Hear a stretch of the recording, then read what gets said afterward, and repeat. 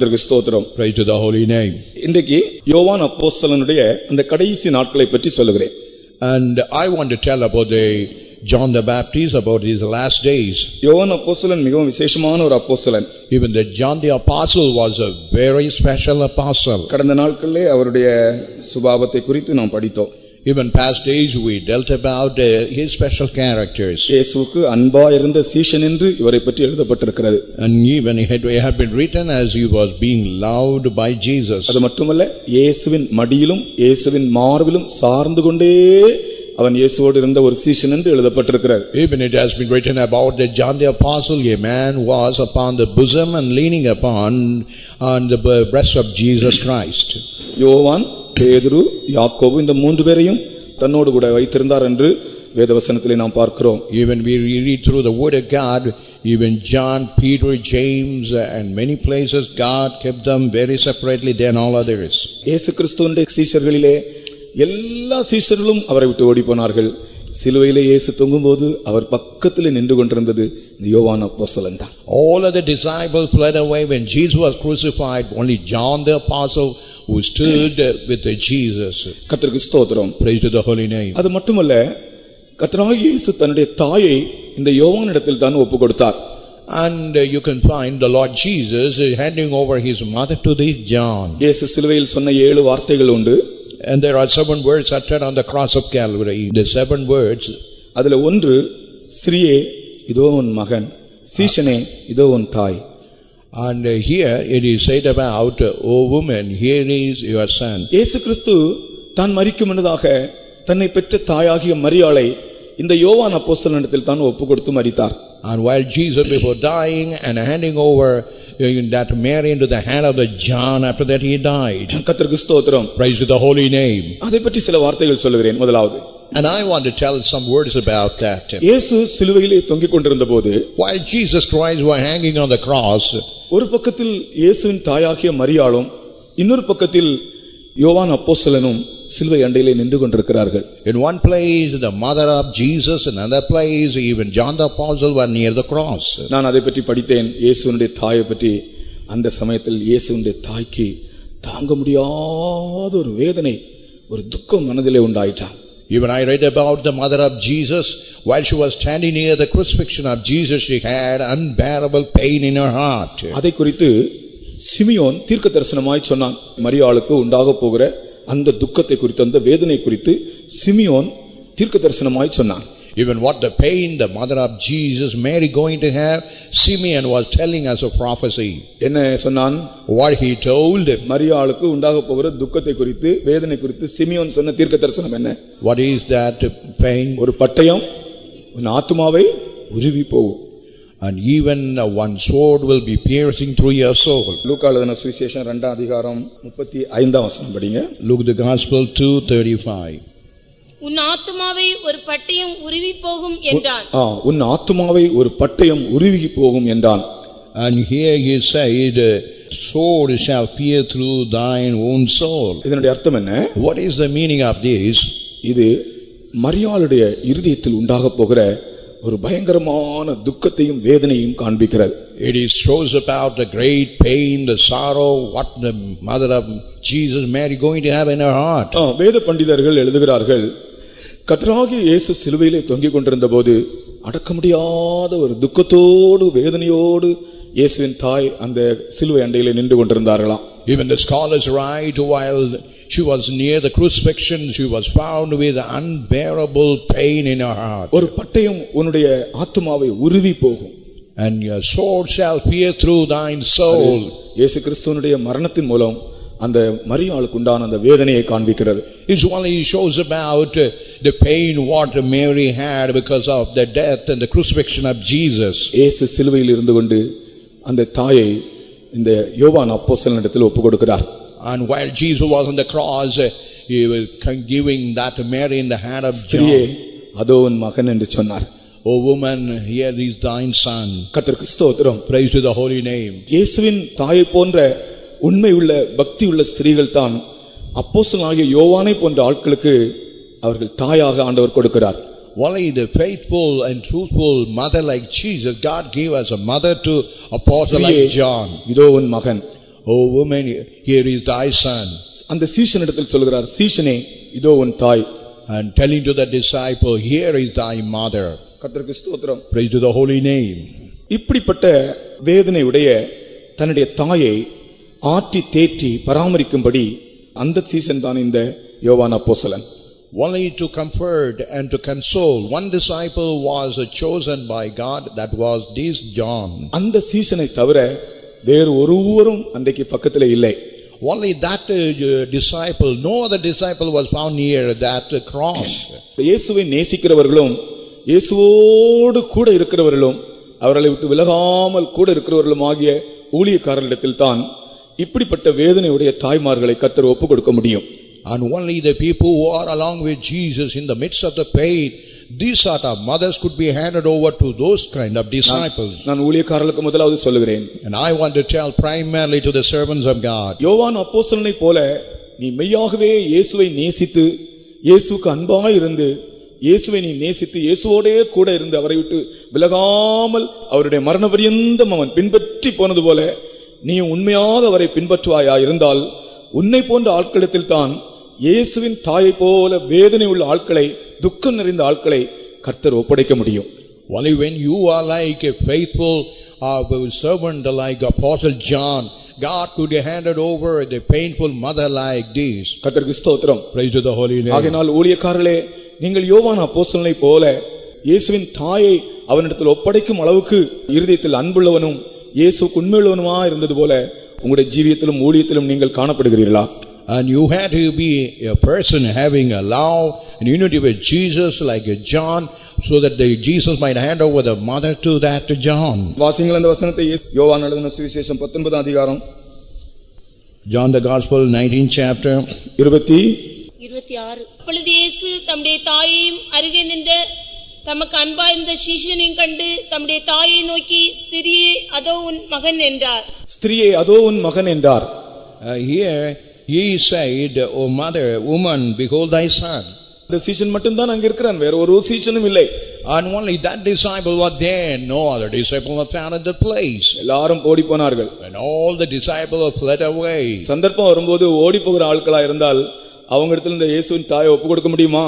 If anyone, because of the opportunity, if they flee away, could that mother of Jesus could be handed over? சந்தர்ப்பம் வரும்போது மறுதலிக்கிற ஆட்களா இருந்தால் இயேசுவின் தாயை போன்ற ஆட்களை அவர்களிடத்தில் ஒப்பு கொடுக்க முடியுமா?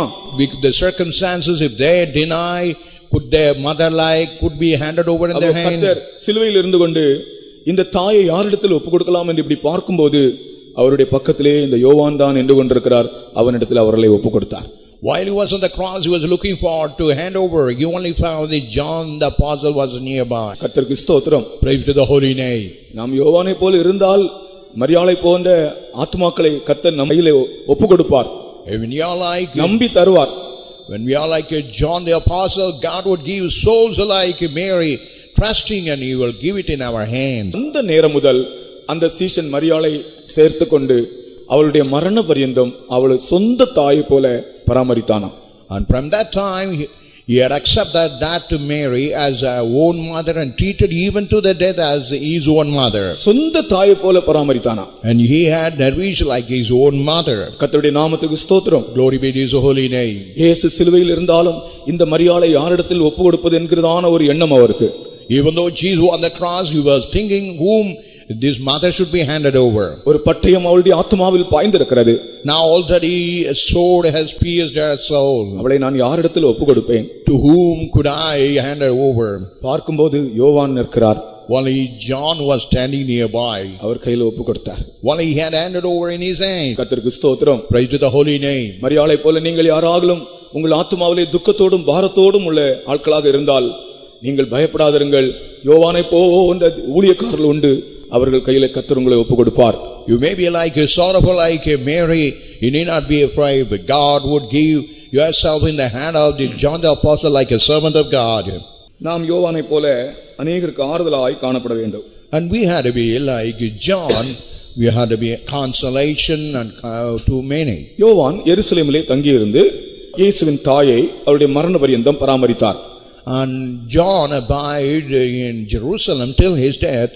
He was able to keep the mother of Jesus, Mary. இயேசுவின் தாய் மரித்த பின்பு after the death of the mother of Jesus. ஊழியத்தின் நிமித்தம் யோவான் அப்போஸ்தலன் ரோமாபுரிக்கு போனாராம்.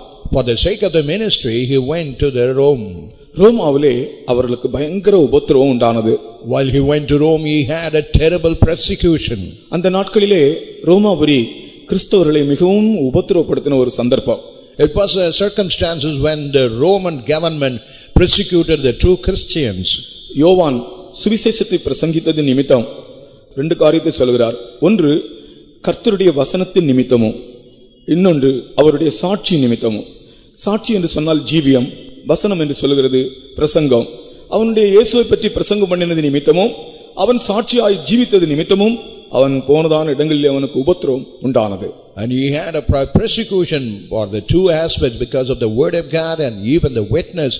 Even the word of God and the experience of the witness as he lived, he had that persecution. ரோமாபுரியிலே அவன் இயேசுவை பிரசங்கித்தது நிமித்தமாகவும் இயேசுவுக்கு சாட்சியாய் ஜீவித்தது நிமித்தமாகவும் அவனை கொதிக்கிற எண்ணெயிலே போட்டார்களாம்.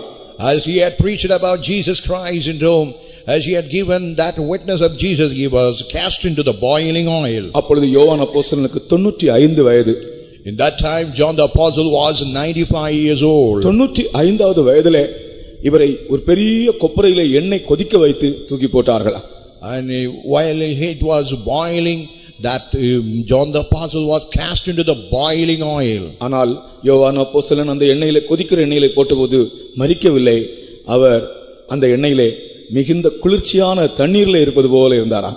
While John the Apostle was cast into the boiling oil, he never felt the boiling oil as if he was in the chill water. யோவான் கொதிக்கிற எண்ணெயில் போட்டபோதும் மரிக்காதபடியினாலே இரண்டாவதாக அந்த ரோமாபுரியில் அவருக்கு இன்னொரு உபத்திரவம் வந்தது. அதாவது பயங்கரமான விஷத்தை அவருக்கு கொடுத்து குடிக்கும்படி அவரை துன்புறுத்தினார்கள். When they found that he never died because of the boiling oil, secondly they gave a poison so that he may drink and die. கொதிக்கிற எண்ணெயிலே போட்டும் அவர் மரிக்கவில்லை. இரண்டாவது பயங்கரமான விஷத்தை கொடுத்தார்கள். அந்த விஷத்தை குடித்த போதிலும் யோவான் அப்போஸ்தலன் மரிக்கவில்லை. Even as they cast into the boiling oil, he never died. As they give a serious venom to him, poison, but even that he never died. கொதிக்கிற எண்ணெயில் போட்டபோதும் அவர் மரிக்கவில்லை. பயங்கர விஷத்தை குடித்த போதும் அவர் மரிக்கவில்லை. As he was cast into the boiling oil, he never died. As he drank even the terrible poison, but he never died. அவர் தன்னுடைய வாழ்க்கை வெறுத்து விஷத்தை குடிக்கவில்லை. He never hated his life, he never took poison. இப்ப சில ஆட்கள் ஏதாவது வாழ்க்கையில் ஏதாவது துன்பம் வரும்போது கஷ்டம் வரும்போது விஷம் குடிக்கலாமான்னு சொல்லுவாங்க. Sometime when they have a bitterness of life, some ask whether they could take that poison. நீங்க அப்படி ஏதாவது வாயில சும்மாவது சொல்லிருக்கீங்களா? Have you ever told by your mouth? விஷத்தை ஹிசத்தை சாப்பிட்டு செத்தா நல்லா இருக்குமேன்னு சொல்லுவாங்க. Even some people will say, if I take that poison and die, it would be better. நீங்கள் சொல்லியிருந்தால் உங்களுடைய வார்த்தை நிமித்தம் நீங்கள் ஆண்டவருடைய சமூகத்தில் குற்றவாளியா இருக்கிறீர்கள். If you have uttered that words according to that utterance, you are அதற்கு நீங்கள் மனஸ்தாபப்படாவிட்டால் ஒரு நாள் நீங்கள் விஷம் குடிக்க வேண்டிய சந்தர்ப்பத்தை பிசாசு உருவாக்கி விடுவான். If you don't have remorse about that, one day the devil will make a way so that to take real poison. யோவான் அப்போஸ்தலன் தன்னுடைய வாழ்க்கையை வெறுத்து விஷத்தை குடிக்கவில்லை. ரோமாபுரியிலே அவருக்குண்டான உபத்திரவத்தின் நிமித்தம் அவரை கொதிக்கிற எண்ணெயிலே போட்டும் சாகாதது நிமித்தம் சத்துருக்கள் அவருக்கு விஷத்தை கொடுத்து குடிக்கும்படியாய் சொன்னார்கள். And even John the Apostle, because of hatred, bitterness, he never take the poison. As he never died in the boiling oil, they compelled him to take the poison. சாவுக்கு ஏதுவான யாதொன்றை குடித்தாலும் அது அவர்களை சேதப்படுத்தாது என்ற வார்த்தையின்படி யோவானுக்கு ஒரு சேதமும் உண்டாகவில்லை. According to the word of God, if anyone take poison, they will never be hurt. Accordingly, nothing happened to him. ரோமாபுரியிலே டொமிஷியன் சக்கரவர்த்தி ஆளுகையின் செய்தபோது அவனுடைய காலத்தில்தான் இவன் பத்மு என்னும் தீவுக்கு நாடு கடத்தப்பட்டான். Even in the emperor Domitian, while he was ruling the Rome in that time, he was banished to the island of Baramus. அந்த நாட்களில் ரோம சக்கரவர்த்திகளின் காலத்தில் குற்றவாளிகளை நாடு கடத்துகிற ஒரு இடம்தான் பத்மு தீவு. And in those days, in the Roman period, the people who would be banished, that place is called the island Baramus. சுதந்திர போராட்டத்தின் போது ஆட்களை நாடு கடத்துகிற இடம் இந்தியாவிலே அந்தமான் தீவிலே ஜனங்களை நாடு கடத்துவார்கள். In India, in the time of the struggle of freedom, and the people who ever banished, they will be banished to Andaman. இப்போது கூட அங்க இருந்தான பிரிசன் எல்லாம் வச்சிருக்காங்க. Even all those prison have been preserved and it is kept as அதுபோல it was. ரோம சக்கரவர்த்தி ஆகிய டொமிஷன் காலத்திலே ஜன குற்றவாளிகளை நாடு கடத்துற ஒரு இடம்தான் பத்மு என்னும் தீவு. Now in the time of the Domitians, it was the place called the Patmos, the island where all those criminals would be banished. இந்த பத்மு என்னும் தீவு ஏஜியன் கடலில் உள்ள ஒரு சிறிய தீவு. It is a small island found in the Aegean Sea. மிகவும் வறட்சியான பாறைகள் நிறைந்த ஒரு தீவு. And very dry and it is filled with a lot of rocks. ஆட்களை நாடு கடத்துற ஒரு இடமாக இருந்தது. And it was a place where banishing the criminals into that place. இந்த பத்மு தீவை பற்றி படிக்கும்போது அங்கே பிழைப்பதற்குரிய எந்த வசதியும் இல்லையா. And while you study about the island of Patmos, there was no thing for the livelihood. மனுஷர் ஜீவிப்பதற்குரிய எந்த நன்மையும் இல்லாத ஒரு தீவு, ஒரு இடம் இந்த பத்மு தீவு. The Patmos was an island where man could make his livelihood in that place. குற்றவாளிகள் இங்கு அனுப்பப்பட்ட சில நாட்களிலேயே மரித்து போவார்களாம். And even if the criminals, when they are sent in few days, they would die in that place. சில நாட்களிலேயே அவர்கள் மரித்து போவார்களாம். அங்குள்ள சூழ்நிலையே அவர்கள் மரித்து போவார்களாம். Even in a few days in the same island, they would die. இந்த பத்மு என்னும் தீவிலே அனுப்பப்படுகிற குற்றவாளிகள் இங்கே வருகிறவர்கள் பயமும் தனிமை உணர்ச்சியும் அதிகமாய் அவர்களை வாட்டி வதைக்குமா. The whosoever come into the island of Patmos, they will have that loneliness and they will be greatly distressed with that. புத்தியே குழம்பி விடுகிறது போல் இருக்குமா. As if their mind been troubled. விஷம் நிறைந்த பூச்சிகள் இங்கு அதிகம் உண்டாம். And even the poisonous insects will be abundantly found in the place. இந்த பூச்சிகள் கடித்தே அநேகர் மரித்து விடுவார்களாம். And being bitten by that poisonous insects, many would die in that island. அப்படி மரிக்கிறவர்களை அடக்கம் பண்ணுவார் இல்லாதபடியால் ஒரு சவக்கிடங்கில் இருந்தால் எப்படி நாருமோ அதுபோல நாற்றம் எடுக்குமா. And there was no one to bury those dead people, as if there is a great hole of this grave, it will be stinging in that place. மரித்த சரீரங்களை தின்னும்படி மேலே கழுகுகள் வட்டமிட்டபடி காணப்படுமா. Only to eat the dead corpse, all those vultures will be make gyration all around that island. இந்த இடம் எப்படி இருக்கும் என்று நீங்கள் யோசித்து பாருங்கள். You can imagine how would be the condition of that island. இப்படிப்பட்ட ஒரு இடத்தில் தான் யோவான் அப்போஸ்தலன் கர்த்தருடைய வார்த்தை நிமித்தமும் சாட்சி நிமித்தமும் நாடு கடத்தப்பட்டாங்க. Only in these circumstances, even John the Apostle, because of the word of God, because of the witness, he was banished into that island. வெளிப்படுத்தின விசேஷம் முதலாம் அதிகாரம் 9ஆம் வசனம். Revelation chapter 1 verse 9. உங்கள் சகோதரனும் இயேசு கிறிஸ்து நிமித்தம் வருகிற உபத்திரவத்திற்கும் அவருடைய ராஜ்யத்துக்கும் அவருடைய பொறுமைக்கும் உங்கள் உடன் பங்காளனுமாயிருக்கிற யோவானாகிய நான் தேவ வசனத்தின் நிமித்தம் இயேசு கிறிஸ்துவை பற்றிய சாட்சி நிமித்தம் பத்மு என்னும் தீவிலே இருந்தேன். தேவ வசனத்தின் நிமித்தமும் இயேசு கிறிஸ்துவை பற்றிய சாட்சி நிமித்தமும் பத்மு என்னும் தீவில் இருந்தேன்.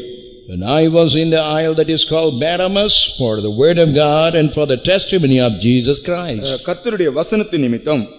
And because of the word of God, வசனத்தின் நிமித்தம் என்றால் நாம் ஆண்டவரை பற்றி சொல்லுகிற வார்த்தைகள் நிமித்தம். And because of the word of God, whatever the word we utter for the sake of God or Christ. அடுத்தது இயேசுவை பற்றிய சாட்சி நிமித்தம்.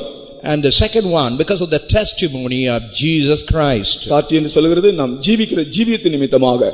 And the testimony, it is the life what we live for God. வசனத்தை பேசினாலும் உனக்கு உபத்திரவம் உண்டு, நீ சரியாய் ஜீவித்தாலும் உனக்கு உபத்திரவம் உண்டு. If you preach about the word of God, you will have persecution. If you live exactly for the Lord, you will have a persecution. கிறிஸ்து இயேசுவுக்குள் தேவபக்தியாய் நடக்க விரும்புகிற யாவரும் துன்பப்படுவார்கள். And whosoever in Christ Jesus walk godly, they will be persecuted. கர்த்தருக்கு ஸ்தோத்திரம். Praise to the holy name. ஆகையால் நீ ஆண்டவருக்கு சாட்சியாய் ஜீவிக்க விரும்பினால் உனக்கு நிச்சயமாய் உபத்திரவம் உண்டு. If you want to live as a testimony for the Lord Jesus Christ, certainly you will have persecution. இப்படிப்பட்டதான சாட்சி நிமித்தம் அவன் பத்மு என்னும் தீவுக்கு அனுப்பப்பட்டான். Only because of these testimonies he was banished and cast into the island called Patmos. அங்கே யாரும் இல்லை, And there was none in that island. இவனுக்கு சகாயம் இல்லை. There was no help from anywhere. இதுவரைக்கும் இயேசுவினுடைய மார்பிலே சார்ந்த மனுஷன். And he was a man kneeling in the breast of the Lord Jesus Christ. இப்பொழுது அங்க மார்பிலே சார்ந்து கொள்ள யாருமே இல்லை. And there was none to lean upon the breast. எழுத்தின்படி உதவி செய்ய யாரும் இல்லை. Literally there was none to help him. ஆனால் அப்போஸ்தலனாகிய யோவான் ஒரு பெரிய தேவ சமூகத்தை அங்கே உணர்ந்தான். But even Apostle John, he could realize the presence of the Lord in that place. கர்த்தருக்கு ஸ்தோத்திரம். Praise the holy name. கர்த்தருடைய நாளில் ஆவிக்குள்ளானேன். In the time of the Lord I was in spirit. அவ அங்க போனாலும் அவனுக்கு கர்த்தருடைய நாள் என்று சொல்லுகிற ஒரு நாள் அவனுக்கு இருந்தது. Even though he was in that place, he had the day of the Lord that he could be in the spirit. கர்த்தருடைய நாள் என்றால் என்ன? What is meant by the day of the Lord? கர்த்தருடைய நாள் என்பது கிறிஸ்து உயிர்த்தெழுந்த நாள். The day of the Lord, it speaks about the day of the resurrection of Jesus Christ. ஞாயிற்றுக்கிழமை என்று சொல்லுவோமே. And we could say that is Sunday. அந்த பயங்கரமான பத்ம தீவிலே ஞாயிற்றுக்கிழமை வந்தது. And even the terrible island, that Sunday has come. அவன் இருந்தது பத்ம தீவாக இருந்தாலும் அவனுக்கு ஞாயிற்றுக்கிழமையாகவே இருந்தது. And even though he was found in the island of Patmos, that Sunday was real Sunday for him. ஆனால் ஒரு சில ஜனங்களுக்கு, கர்த்தரோடு இல்லாத ஜனங்களுக்கு, விசுவாசம் இல்லாத ஜனங்களுக்கு, ஜீவியத்தில் உண்மை இல்லாதவர்களுக்கு ஞாயிற்றுக்கிழமையும் கூட அது நரகம் போலதான் இருக்கும். Even the people who never be with the Lord, who never want to live for him, and those people, even Sunday would be like a hell. கர்த்தருக்கு உண்மை இல்லாத ஜனங்களுக்கு ஞாயிற்றுக்கிழமை வந்தாலும் அது நரகம் போலதான் இருக்கும். Even the people who are not faithful to the Lord, if Sunday comes, it will be like a hell. ஆனால் கர்த்தருக்கு உண்மையாக இருந்து ஆண்டவரை நேசிக்கிற மக்களுக்கு பத்மதீவாக இருந்தாலும் அந்த ஞாயிற்றுக்கிழமையாகவே கர்த்தருடைய நாளாகவே இருக்கும். And even if we are faithful and loving, and those people, even it may be in the land of island of Patmos, but it would be the day of the Lord. இந்த கர்த்தருடைய நாளில் தான் அந்த நாட்களில் சபை ஆராதனைகள் நடத்தினார்களாம். Well, in the day of the Lord, they conducted the services of the Lord. சபை கூடிவரவு என்று ஒன்று இருக்கிறதே, அந்த சபை கூடிவரவு அந்த கிறிஸ்துவனுடைய உயிர்த்தெழுதலுக்கு பிறகு அந்த கர்த்தருடைய நாளாகிய உயிர்த்தெழுதலின் நாளிலே தான் ஆதி நூற்றாண்டிலே பரிசுத்தவான்கள் நடத்தி இருக்கிறார்கள். Even in the first century, in the day of the Lord, they had an assembly, the church, during the day of the Lord, the resurrected day of Sunday. அந்த பயங்கரமான பத்ம தீவிலே, even that terrible island of Patmos, அந்த வறட்சியும் பாறைகளும் நிறைந்த இடத்திலே, when all the drought and all those inadequate அந்த பயமும் திகிலும் தனிமை உணர்ச்சியும் நிறைந்த இடத்திலே, and fear, panic and loneliness which fell in that place, அந்த பிண நாற்றங்கள் நிறைந்த இடத்திலே, the place where the stinking of the corpses were abounding, விஷப்பூச்சிகள் நிறைந்த இடத்திலே, the place where all the poisonous insects were, பிரதிகூலமான சூழ்நிலைகள் நிறைந்த இடத்திலே, even in all unfavorable situation, கர்த்தருடைய நாளில் இந்த யோவான் அப்போஸ்தலன் ஆவிக்குள்ளானார். in that place, in the day of the Lord, he was in the spirit. தேவ தரிசனங்களை கண்டார். And he was able to see the visions. கர்த்தருக்கு ஸ்தோத்திரம். Praise the holy name. அவருக்குள் இருந்த பரிசுத்த ஆவியின் அபிஷேகம் அவரை ஆவிக்குள்ளாக்கியது. And the anointing of the Holy Spirit made him to be filled in the Holy Spirit. நமக்குள் இருக்கிற அபிஷேகம் நம்மை ஆவிக்குள்ளாக மாற்றுகிறது. Even the anointing what we have, it will make us to fill in the Holy Spirit. அவர் ஆவிக்குள்ளானார் என்பதை பற்றி நாம் படிக்கும்போது, அதை ஆழமாய் படிக்கும்போது, அவர் அப்படியே ஆவியிலே மூன்றாம் வானம் வரைக்கும் போய் அங்கெல்லாம் பரலோகத்தை எல்லாம் கர்த்தர் காட்டி கொடுத்திருக்கிறார். And as he was in the Holy Spirit, and God took him even to the third heaven and showed all those things in that place. கர்த்தருக்கு ஸ்தோத்திரம். Praise to the holy name. பரலோகத்தை எல்லாம் கர்த்தர் காண்பித்திருக்கிறார். Even God had shown all the heaven in that place. சம்பவிக்க போகிற காரியங்கள் எல்லாம் அவருக்கு காண்பித்திருக்கிறார். What everything that ought to happen, he had shown everything to him. கர்த்தருக்கு ஸ்தோத்திரம். Praise to the holy name. நமக்குள் இருக்கிற பரிசுத்த ஆவியானவர் எவ்வளவு மகிமையானவர். Even the Holy Spirit to dwell in us, what a glorious person he is. பத்மதீவு போன்ற ஒரு அனுபவத்தில் இருந்தாலும் நம்மை ஆவிக்குள்ளாக்குகிற தேவன் நமக்குள் இருக்கிறார். Even though we do have the experience of Patmos, we do have the Holy Spirit to fill us under that spirit. நீ சரியான ஒரு இடத்தில் வந்திருந்தாலும் உனக்கு ஆவியில் நிரம்ப முடியவில்லை. உனக்கு வரப்போகிற நியாயத்தீர்ப்பு எவ்வளவு பெரிதாக இருக்கும். Even when you come to the right place, you are not in the fill in the Holy Spirit, how terrible would be that ensuing judgment. கர்த்தருடைய சமூகத்தில் வந்திருந்தாலும் உனக்கு ஆவிக்குள்ளாக முடியவில்லை. உன்னுடைய நியாயத்தீர்ப்பு எவ்வளவு பெரிதாக இருக்கும் என்று கர்த்தர் உன்னை எச்சரிக்கிறார். Even the Lord God warns, as you come into the right place, you are not able to fill in the Holy Spirit, how would be the judgment. பயங்கரமான பத்ம தீவிலே இவன் ஆவிக்குள்ளாகிறான். Even in the terrible the island of Patmos, he was filled in the Holy Spirit. அவன் ஆவிக்குள்ளான போது கர்த்தர் 4 காரியங்களை வெளிப்படுத்தி கொடுத்தார். And while he filled in the Holy Spirit, God revealed about 4 things. ஒன்று, ஆசியா மைனரில் அந்த நாட்களில் இருந்த 7 சபைகளுடைய நிலவரத்தை கர்த்தர் அவனுக்கு வெளிப்படுத்தி கொடுத்தார். The first God was showing the condition that was found in the 7 churches in the Asia Minor. இரண்டாவது இனி சம்பவிக்க போகிற காரியங்களை குறித்து கர்த்தர் அவனுக்கு வெளிப்படுத்தி கொடுத்தார். The second, what the thing going to happen, God has shown to him. மூன்றாவது சபை எடுத்துக்கொள்ளப்படுதலை பற்றி அவனுக்கு வெளிப்படுத்தி கொடுத்தார். And thirdly, God had shown to him how the church would be taken up. நான்காவது இந்த உலகத்துக்கு வரப்போகிற நியாய தீர்ப்புகளை குறித்து அவனுக்கு வெளிப்படுத்தி கொடுத்தார். And fourthly, God had revealed what that judgment which is going to come upon this earth. சரியாக இனி நடக்க போகிற காரியங்களை அப்படியே காண்பித்து கொடுத்தார். And exactly what is going to happen, exactly God has shown to him. அந்த ஏனோக்கு எலியா அப்படியே உயிரோடு பரலோகத்துக்கு எழும்பி போகிறார்கள். அதற்கு பிறகு ஒரு பூமி அதிர்ச்சி வருமாம். அந்த பூமி அதிர்ச்சியில 7000 பேர் மரிப்பார்களாம். பாருங்க எவ்வளவு அருமையாக தெளிவாக நம்பர் கூட அந்த பூமி அதிர்ச்சியிலே எத்தனை பேர் மரிப்பார்கள் என்று கூட எழுதப்பட்டிருக்கிறது. பைபிள் எவ்வளவு உண்மையான ஒரு புஸ்தகம். Even in Enoch, Elijah, when they are taken up, when there would be earthquake, even 7,000 would perish in the earthquake. How exactly it is narrated in the scripture. முதலாவது ஆசியா மைனரில் இருந்த 7 சபையின் நிலவரங்களை வெளிப்படுத்தி கொடுத்தார். First of all, he revealed the condition of the 7 churches that found in Asia Minor. அந்த நாட்களிலே 7 சபைகள் இருந்தது. அந்த சபைகளுடைய நிலவரங்களை ஆண்டவர் அறிந்து அப்படியே இந்த சபைகளுக்கு ஒவ்வொரு தூது கொடுக்கிறார். And God was able to understand the condition of the 7 churches, and exactly he was imparting the message to those churches. அந்த நாட்களில் இருந்த ஒரு சபை மிகவும் தணிந்து போய் குளிர்ந்து போயிருந்தது. And in that time the church was so cool and it was ஒரு lost சபை its fervency. ஆதி அன்பை இழந்து போயிருந்தது. One church has lost its first love. இப்படியே ஒவ்வொருவரும் ஒவ்வொரு நிலவரத்தில் இருந்தார்கள். And everyone were according to the state they were. அந்த பத்மு தீவில் இவன் ஆவிக்குள் ஆனபோது அவர்களுடைய ஆவிக்குரிய நிலவரங்களை ஆண்டவர் வெளிப்படுத்தி கொடுக்கிறார். And while he was in the spirit in the island of Baramus, God was revealing the standard and the position of those நாம் people. கூட எப்போதும் ஆவிக்குள்ளாக வேண்டும். Now we also had to be in the spirit. சபையிலும் இந்த 7 சபைகளை போன்ற ஆட்கள் உண்டு. And there are like people having the experience of 7 churches. சிலர் ஆதி அன்பை இழந்து வந்து கொண்டிருப்பார்கள். Even today people will be losing the first love. வெளியே பார்த்தா டிப் டாப்பா இருப்பாங்க.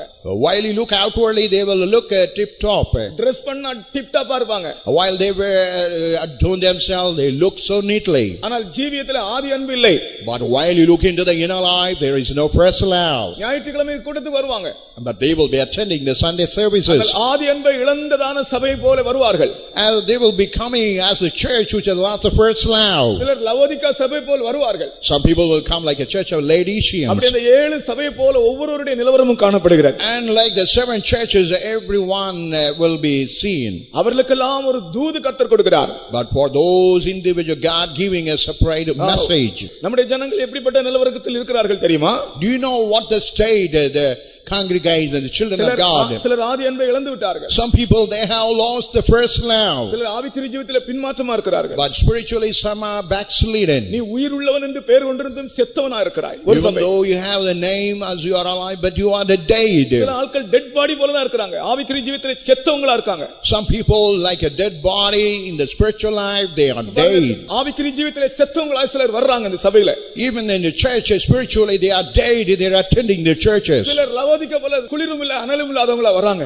Some people like a Laodicean, neither warm nor cold.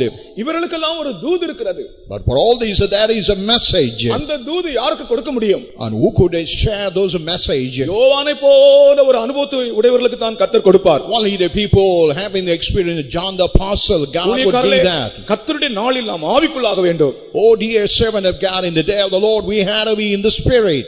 நாம் எங்க இருந்தாலும் சரி, whatever the place we are, ஆண்டவர் நம்மை ஒருவேளை பத்முதீவில கொண்டு போய் வைத்தாலும் சரி, even sometime God might take us to the island of Baramus, அங்கே நமக்கு ஒரு தூது உண்டு. there we have a message. அருமையான ஊழியக்காரரே, நாம் எல்லாரும் பத்முதீவிலே யோவான் அப்போஸ்தலனை போல ஆவிக்குள்ளாக வேண்டும். Oh dear servant of God, like Apostle John in the island of Baramus, we had to be in the spirit. Oh, பிரேத நாற்றங்கள் அடிக்கட்டும். And let that corpses give stinging smell. விஷ பூச்சிகள் வரட்டும். Let all the poisonous insect let it come. எனக்கு சாப்பாடு ஆகாரமோ இல்லாமல் போகட்டும். Let all favorable food let it be missing in that எனக்குள்ளே place. ஒரு அபிஷேகத்தை கர்த்தர் தந்திருக்கிறார். Even God had given a proper anointing in me. என்னை ஆவிக்குள்ளாக்குகிற ஒரு தேவன் எனக்குள் இருக்கிறார். Even I do have the Lord who could make me under ஒரு the அபிஷேகம் spirit. எனக்குள் இருக்கிறது. I do have an anointing within myself. ஆவிக்குள்ளாகும்படி அப்போஸ்தலனாகிய யோவானைப் போல கர்த்தருடைய நாளில் நாம் காணப்பட வேண்டும்.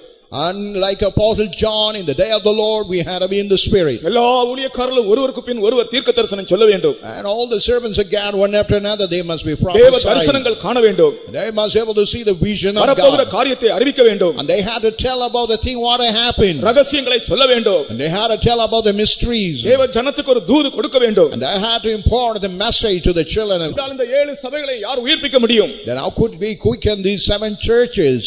7 சபைகளும் பின்மாற்ற நிலைமையில் இருக்கிறது.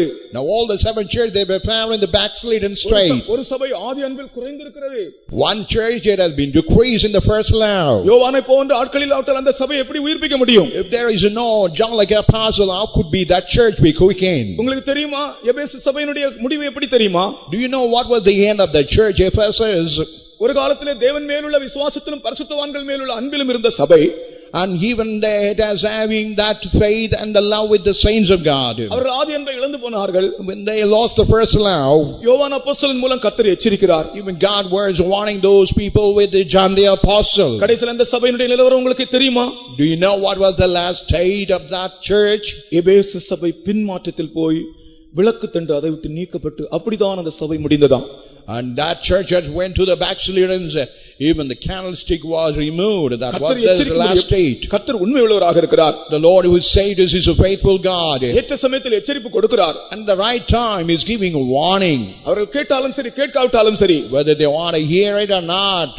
நீ கண்டனம் பண்ணி கடிந்து கொண்டு புத்தி சொல்லு. And you had to rebuke and you had to tell those things. நீ செத்து போனவனாய் இருந்தால் எப்படி நீ சொல்ல முடியும்? If you are like a dead person, how could you tell it out? உன்னை எதற்கு கர்த்தர் அப்போஸ்தலனாய் ஊழியக்காரனாய் அழைத்தார்? Why God has called you as a servant and apostle? பத்மு என்னும் தீவிலே உன்னை கொண்டு போய் வைத்தாலும் உனக்கு ஒரு தூது உண்டு. Even though he had placed you in the island of Patmos, you do have a message. கர்த்தருக்கு ஸ்தோத்திரம்.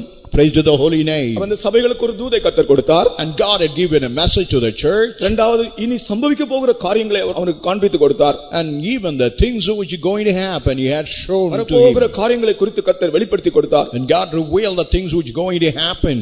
12 அதிகாரத்தில் வரும்போது சபை எடுத்துக்கொள்ளப்படுகிற ஒரு தரிசனத்தை கொடுத்தார். And the 12th chapter, he given a vision how the church would be taken up. அதன் பிறகு இந்த உலகத்திலே சம்பவிக்க போகிற நியாய தீர்ப்புகளை பற்றி வெளிப்படுத்தல் கொடுத்தார். After that, he had given revelation how the judgment going to happen upon this earth. அதுதான் வெளிப்படுத்தின விசேஷம். That is called the revelation. அப்ப யோவான் அப்போஸ்தலன் பத்மு தீவிலே அப்படி இல்லாமல் இருந்திருந்தால் பைபிள்ல வெளிப்படுத்தின விசேஷம் இல்லாமல் போயிருக்கும். If that John the apostle never had that experience in the island of Patmos, we won't have the portion in the scripture as a book of that revelation. பைபிள்ல வெளிப்படுத்தின விசேஷம் இல்லாமல் போயிருக்கும்.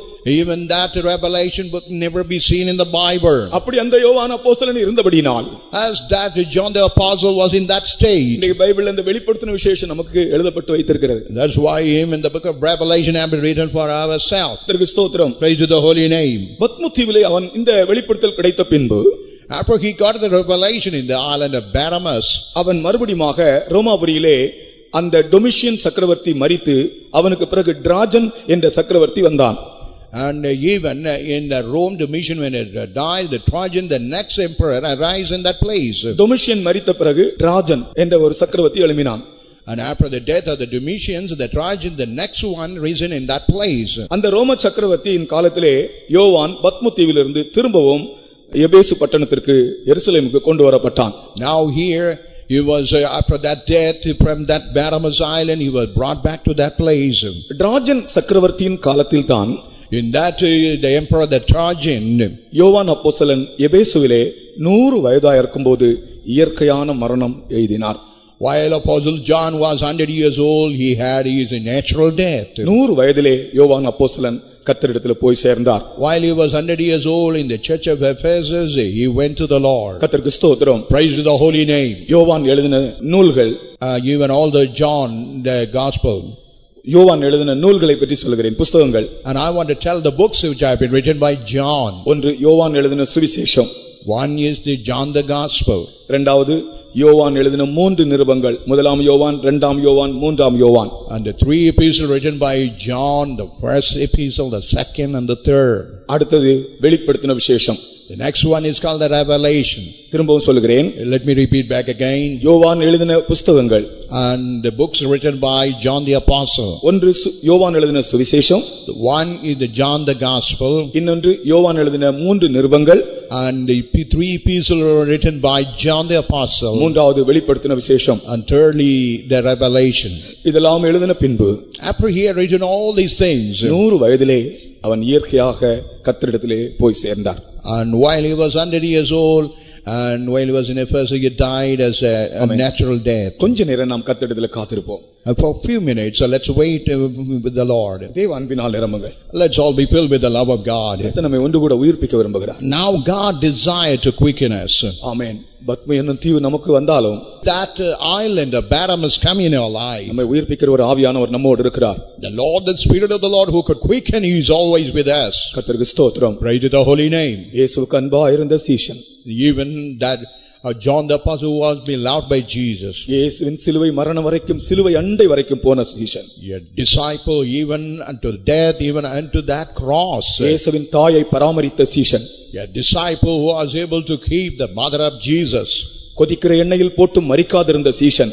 A disciple, even though he was cast into the boiling oil where he died. விஷத்தை குடித்தும் சாகாதிருந்த சீஷன். A disciple, even though he had taken poison where he never died. Padma என்னும் தீவிலே ஆவிக்குள்ளாகிய சீஷன். And a disciple in the island of Baramas, he was in the spirit. வரப்போகிற காரியங்களை எழுதி வைத்ததான அப்போஸ்தலனாகிய யோவான். And even the John the Apostle who had written about the ensuing, the coming thing. எவ்வளவு விசேஷமானவர் பாருங்கள். What a special man he was. நம்முடைய இருதயம் அன்பினால் நிரம்பட்டும். Let our heart be filled with the love. ஆமென். இயேசுவை விட்டு பிரியாமல் இருப்போம். Let's not be separated from our God. கர்த்தர் மரியாளை போன்ற ஆட்களை நம்மிடத்தில் ஒப்படைப்பார். Even God would be handing over like a Mary, like a person. நம்பி நம்ம கையில தருவார். And He will trust and He will hand over those person in our hand. அவர்களுக்கு ஆறுதலாக இருப்போம். And we would be a comfort and consolation. நமக்கு கர்த்தர் ஒரு அபிஷேகம் தந்திருக்கிறார். Now God had given anointing. ஆமென். இந்த வசனங்களை தியானித்து கொஞ்ச நேரம் ஆவியில் நிரம்புங்கள். Let's meditate the word and fill in the Holy Spirit. கர்த்தருடைய ஊழியக்காரர்கள் உங்களுடைய அபிஷேகத்தை புதுப்பித்துக் கொள்ளுங்கள். Let the servant of God, let them restore and quicken their anointing. நம்முடைய ஆவியிலே நாம் அனலாய் இருந்தால், If you are a fervent and warm in the Holy Spirit, நமக்கு எப்போதும் சபைகளுக்கு சொல்லக்கூடிய ஒரு தூது உண்டு. we would always have a message to impart to the church. நம் மூலமாய் அநேகரை கர்த்தர் ஆசீர்வதிப்பார். And through us God would be blessing many. கொஞ்ச நேரம் நாம் காத்திருப்போம். நல்ல For a ஒரு few அபிஷேகம் minutes, உண்டாகும். let's all wait. Let's have a proper anointing now.